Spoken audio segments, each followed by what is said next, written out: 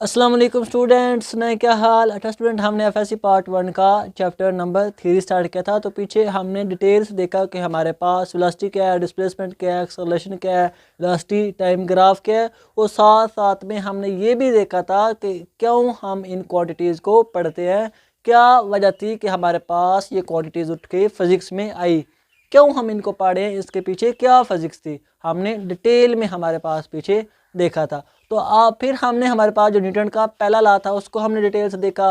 Law तो वो simple ही था कि बॉडी रेस्ट में है तो रेस्ट में रहेगी, मोशन में है तो मोशन में रहेगी, जब तक उसके ऊपर हम ज़बरदस्ती ना करें, फोर्स ना लगाए। लॉ तो छोटा सा था लेकिन उसके पीछे हमने ढेर सारी फिजिक्स भी देखी थी, एमसीक्यूज भी किए थे और ई कैट और एम कैट के लिए न्यूमेरिकल भी किए थे।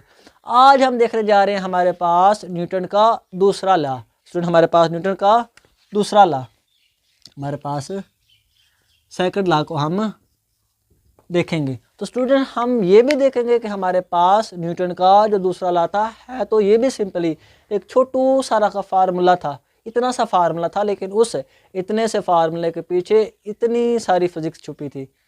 एवं तो नहीं ना वो हमारे पास उठ के हमारे पास बुक में आ गया, फिजिक्स की बुक में न्यूटन का दूसरा लॉ आ गया। इतने सारे फार्मूले के पीछे ढेर सारी फिजिक्स थी और ढेर सारे कंसेप्ट थे, इसीलिए हमारे पास उस इतने से फार्मूले को फिजिक्स में लाना पड़ा, हमें पढ़ना पड़ा। हम डिटेल से देखेंगे कि हमारे पास न्यूटन का दूसरा लॉ है क्या, क्या बताता है हमारे पास, क्यों हम इसको पढ़ रहे हैं और क्या क्या इन्फॉर्मेशन हमें ये देता है। तो मेरा नाम जाहिद इमरान और आपका ये चैनल फिजिक्स एकेडमी। तो चलें स्टार्ट करते हैं हम न्यूटन का दूसरा लॉ। तो स्टूडेंट, हमारे पास न्यूटन का जो दूसरा लॉ था वो हमारे पास फोर्स के रिलेटेड बताता था। है तो सिंपली सब बड़ा इंटरेस्टिंग है। हमारे पास न्यूटन का दूसरा लॉ, हमारे पीछे सारी जो क्वांटिटीज़ पढ़ी थी ना, हमने डिस्टेंस पढ़ा, डिस्प्लेसमेंट पढ़ा, वेलोसिटी पढ़ी, एक्सेलरेशन पढ़ा, उन तमाम हमारे पास जो क्वांटिटी को ये इतनी सारी इक्वेशन हमारे पास एक्सप्लेन कर देती है, डिफाइन कर देती है। इतनी सारी इक्वेशन और इतनी सारी हमारे पास इंफॉर्मेशन ये अपने अंदर रखे है। तो हम देखेंगे अब न्यूटन का जो दूसरा लॉ था वो ये कहता है कि हमारे पास एक बॉडी जिसका मैस m है और अगर हम उसके ऊपर फोर्स लगाएं तो वो बॉडी में एक्सेलरेशन आ जाएगा। इतना सा लॉ था। क्या स्टूडेंट, हमारे पास वो कहता है, न्यूटन कहता है कि एक बॉडी जिसका मैस m है और उसके ऊपर हम फोर्स लगाएं तो इस बॉडी में हमारे पास एक्सेलरेशन आ जाएगा, वो बॉडी एक्सेलरेट हो जाएगी, उसमें एक्सेलरेशन प्रोड्यूस हो जाएगा जो कि हमारे पास ए होगा। और ये किसके ज़रिए होगा, हमारे पास फोर्स के ज़रिए। ये था न्यूटन का दूसरा लॉ। जब फोर्स लगी, हमारे पास पीछे तो पड़ा था कि बॉडी रेस्ट में रहेगी, मोशन में रहेगी, जब तक उसके ऊपर ज़बरदस्ती ना हो। अब हमने ज़बरदस्ती कर दी है, अब हमने फोर्स लगा दिया है, तो अब उस फोर्स के ज़रिए हमारे पास क्या होगा, उस बॉडी में एक्सेलरेशन आएगा, उस बॉडी में एक्सेलरेशन आएगा। वेरिएबल भी हो सकता है, कांस्टेंट भी हो सकता है, पॉजिटिव भी हो सकता है, नेगेटिव भी हो सकता है। अगर बॉडी रेस्ट में है तो उसमें एक्सेलरेशन पॉजिटिव होगा, अगर बॉडी मूव कर रही है, हमने उसके ऊपर फोर्स लगाई, बॉडी हमारे पास वेलोसिटी कम हुई, उस वक्त एक्सेलरेशन नेगेटिव होगा। छोटा सा लॉ है स्टूडेंट हमारे पास, लेकिन देखना कितनी सारी हम इंफॉर्मेशन प्रोवाइड करेगा। देखना स्टूडेंट, आप फील आ जाएगा आपको कि न्यूटन का दूसरा लॉ असल में है क्या। F=ma तो है, पढ़ लेते हैं, हम सब पढ़ते हैं, लेकिन इस F=ma के पीछे जो फिजिक्स थी उसको भी हम देखेंगे।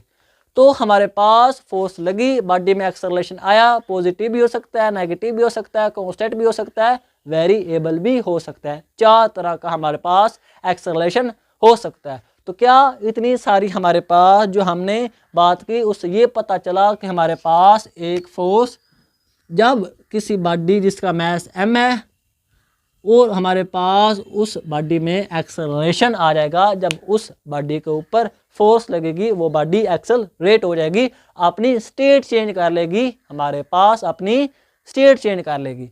फोर्स क्या करती है, स्टेट को चेंज करती है, कुछ और नहीं करती, फोर्स बॉडी की स्टेट को चेंज कर देती है। ये था हमारे पास न्यूटन का दूसरा लॉ।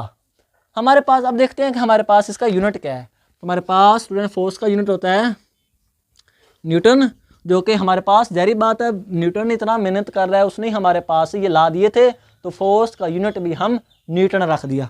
न्यूटन किसके इक्वल है हमारे पास, मैथ्स का यूनिट किलोग्राम और स्टूडेंट हमारे पास एक्सेलरेशन का ms-2 ये हमारे पास न्यूटन के इक्वल होता है। अगर हम डिमेंशन की बात करें तो हमारे पास जो फोर्स की डिमेंशन होती है वो हमारे पास किलोग्राम की किसके इक्वल होगी, और ये हमारे पास लेंथ और ये हमारे पास टाइम, ये हमारे पास उस फोर्स की डायमेंशन, ये हमारे पास किसके इक्वल है, ये हमारे पास स्टूडेंट किसके इक्वल है, ये हमारे पास स्टूडेंट यूनिट के इक्वल है,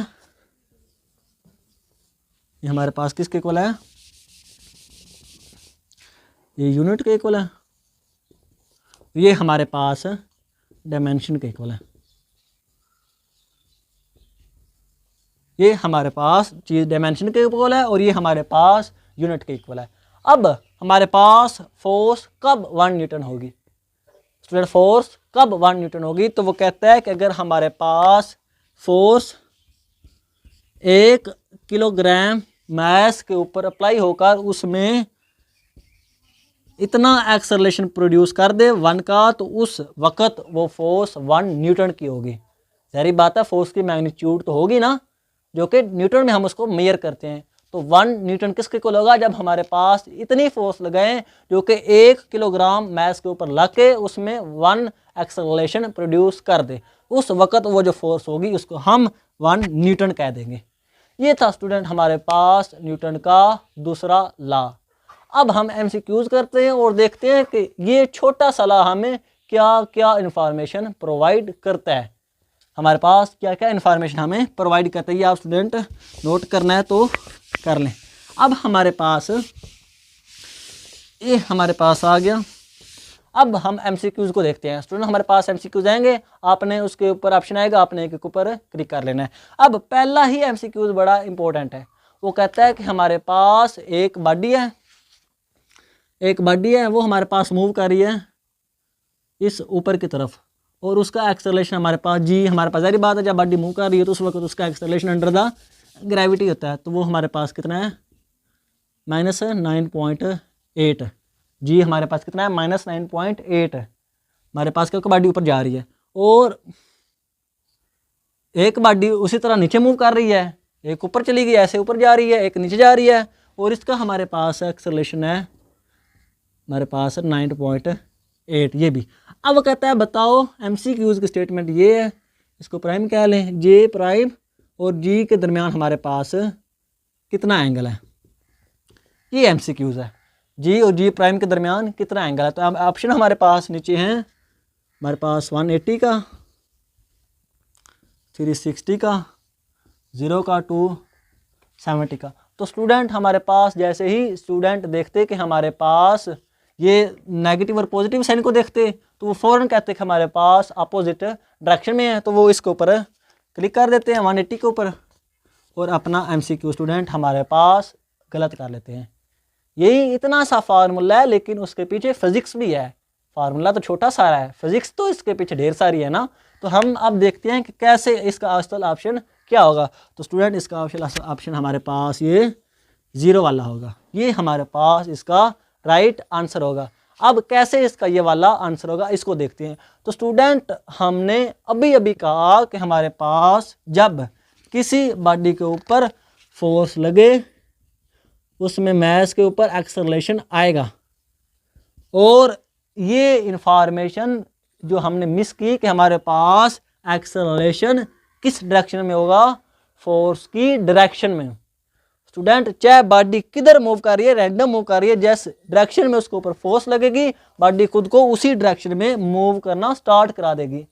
ये हमारे पास फोर्स की नेचर है, ब्यूटी है कि वो जो बॉडी में एक्सेलरेशन आता है वो फोर्स की डायरेक्शन में आएगा, फोर्स की डायरेक्शन में हमेशा एक्सेलरेशन बॉडी में प्रोड्यूस होगा। अब हमारे पास इधर कौन सी फोर्स है, ग्रेविटी की, जो कि हमारे पास बॉडी को नीचे की तरफ खींच रही है, अपनी तरफ खींच रही है। तो अब हमारे पास ये जी चाहे ऊपर जा रहा है, हमारे पास बॉडी ऊपर जा रही है, लेकिन इसके ऊपर जो ग्रेविटी की फोर्स है ये नीचे की तरफ लग रही है। अब जब हम बॉडी के ऊपर फेंकते हैं तो ऐसा स्टूडेंट हमारे पास ये मैक्सिमम जाती गई रुक गई। क्यों रुकी, क्योंकि इसको ग्रेविटी नीचे खींच रही है, तभी तो जाकर रुक गई, क्योंकि बॉडी ग्रेविटी की फोर्स इसको नीचे की तरफ खींच रही है। चाहे बॉडी ऊपर मूव कर रही है, लेकिन ग्रेविटी की जो फोर्स है वो हमारे पास नीचे है, और जब हमारे पास बॉडी नीचे मूव करे तो उस वक्त तो ज़ाहिर बात है ग्रेविटी की फोर्स किधर होगी, नीचे की तरफ ही होगी। जैसे हम इसको फेंकते हैं तो नीचे बहुत ज़्यादा स्पीड से ये आता है, क्योंकि ग्रेविटी इसको अपनी तरफ खींच रही है। दोनों फोर्सेज एक डायरेक्शन में और एक डायरेक्शन में हमारे पास जब फोर्सेज होंगी तो उसके दरमियान एंगल 0 होगा, उनके दरमियान एंगल स्टूडेंट हमारे पास 0 होगा। ये जी एक्सेलरेशन है। आप कह रहे होंगे कि ये माइनस तो लिखा हुआ है, जी एक्सेलरेशन है और ये अपनी डायरेक्शन इसकी नहीं होती, इसकी डायरेक्शन उधर होगी जिसकी जिधर हमारे पास फोर्स की डायरेक्शन होगी। इसकी कोई अपनी डायरेक्शन नहीं है, ये अपने आप को फोर्स की डायरेक्शन में ही हमारे पास ले लेता है। इसलिए हमने फोर्स को देखा, दोनों तरफ फोर्स एक तरफ, नीचे हमारे पास एक्सेलरेशन के दरमियान एंगल कितना आया, 0 का। अब हमारे पास ये तो था पहला एमसीक्यू। देखा स्टूडेंट, हमारे पास इतना सा फार्मूला था और इतना इसके पीछे ये कंसेप्ट जुड़ा था। अब वो कहता है कि हमारे पास वो कहता है कि हमारे पास दो फोर्सेस हैं, दो मैस हैं, एक M1 है, एक हमारे पास M2 है। स्टूडेंट हमारे पास सिंपली तो नहीं ना हमारे पास एमसीक्यूज अब आएंगे कि फोर्स का यूनिट क्या है, उसका न्यूटन हमारे पास, उसका हमारे पास फार्मूला क्या है, उसकी डिमेंशन क्या है, कंसेप्ट वाले एमसीक्यूज आएंगे स्टूडेंट हमारे पास। अब वो कहता है कि दो मैस हैं, एक का मैस M1 है, एक का मैस M2 है, और इसके ऊपर हमारे पास फोर्स 1 लगती है और हमारे पास इसके ऊपर फोर्स 2 लगती है, और हमारे पास इसमें एक्सेलरेशन 1 आता है और इसमें एक्सेलरेशन 2 आता है। तो वो बताता है कि बताओ हमारे पास M1 और M2 की रेशो किसके इक्वल होगी। क्या स्टूडेंट, हमारे पास दो फोर्सेस हैं डिफरेंट, उनकी मैग्नीट्यूड डिफरेंट है, वो दोनों मैसेज के ऊपर अप्लाई हुई, जिनका मैथ डिफरेंट है, दोनों में एक्सेलरेशन भी डिफरेंट का प्रोड्यूस हुआ। तो कहता है कि बताओ उन M1 और M2 की रेशो क्या होगी।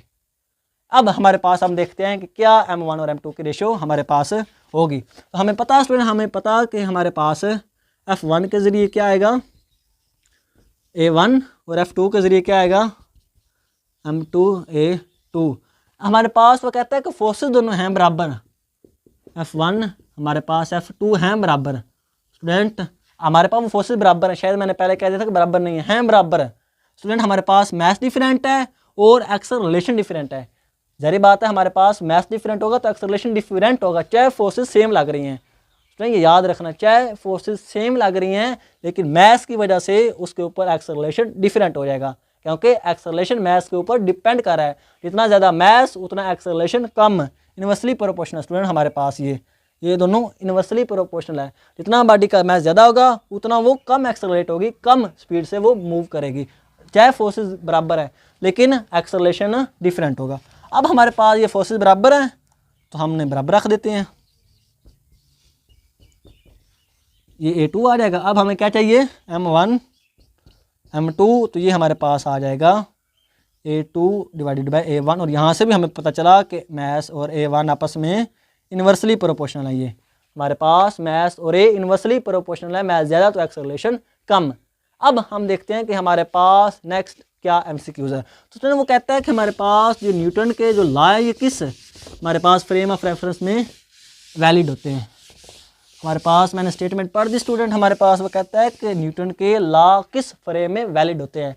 तो उसने नीचे हमारे पास ऑप्शन दिए हैं, नॉन इनर्शियल, इनर्शियल, या हमारे पास कोई भी नहीं। तो स्टूडेंट हमारे पास इनर्शियल फ्रेम ऐसा फ्रेम होता है जिसमें हमारे पास बॉडी का एक्सेलरेशन 0 हो। एक्सेलरेशन हमारे पास इनर्शियल ऐसा होता है जिसमें हमारे पास बॉडी नॉन एक्सेलरेटेड हो, एक्सेलरेशन 0 हो। और नॉन इनर्शियल ऐसा होता है जिसमें हमारे पास बॉडी का एक्सेलरेशन हो।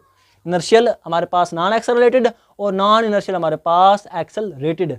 तो स्टूडेंट हमारे पास बॉडी का न्यूटन के जो सारे लॉ हैं तीनों, ये हमारे पास इस फ्रेम में हमारे पास लागू होते हैं जब बॉडी के ऊपर एक्सेलरेशन नॉन एक्सेलरेटेड बॉडी हो। तो हमारे पास न्यूटन के जो सारे लॉ है ये किस माहौल में अप्लाई होते हैं, इनर्शियल फ्रेम ऑफ रेफरेंस में। अब हमारे पास स्टूडेंट जो हमारे पास लास्ट और एमसीक्यूज है वो हमारे पास है कि हमारे पास ये वेट है, वो कहता है इसकी डिमेंशन बताओ। तो स्टूडेंट वो कहता है कि इसकी हमारे पास डिमेंशन क्या है। तो स्टूडेंट वेट हमारे पास क्या है, वेट हमारे पास एक फोर्स ही है स्टूडेंट। जिस तरह हमारे पास ये ग्रेविटी बॉडी को नीचे खींचती है, और अगर उसका हम साथ में मैस लिख दें तो हमारे पास mg किसके इक्वल आ जाता है, वेट के, जो कि फोर्स नीचे की तरफ लग रही है। तो वेट का यूनिट डिमेंशन उसी तरह की होगी जिस तरह हमारे पास फोर्स की डिमेंशन है, जो कि हमारे पास होगी हमारे पास हमने क्या डिमेंशन निकाली थी, हमारे पास मीटर था और साथ में T-2 था। तो ये हमारे पास उस वेट की डिमेंशन होती है। और लास्ट में स्टूडेंट हमारे पास वो ये भी पूछ सकता है इंपॉर्टेंट एमसीक्यूज के न्यूटन का सेकंड लॉ हमें क्या प्रोवाइड करता है। तो पहला लॉ हमें फोर्स की डेफिनेशन देता है और दूसरा लॉ हमें फोर्स की मैग्नीट्यूड देता है, उसका हमारे पास न्यूमेरिकल वैल्यू देता है F = ma। तो हमारे पास वो ये भी पूछ सकता है कि न्यूटन का दूसरा लॉ हमें क्या प्रोवाइड करता है, ये फोर्स प्रोवाइड करता है। इसीलिए तो हम इसको फिजिक्स में पढ़ते हैं, ऐਵੇਂ नहीं हम इसको पढ़े। तो आई होप आपके सारे कंसेप्ट क्लियर होंगे। आज के लिए इतना ही, इंशाल्लाह मिलेंगे अगली वीडियो में। ओके, अल्लाह हाफिज़।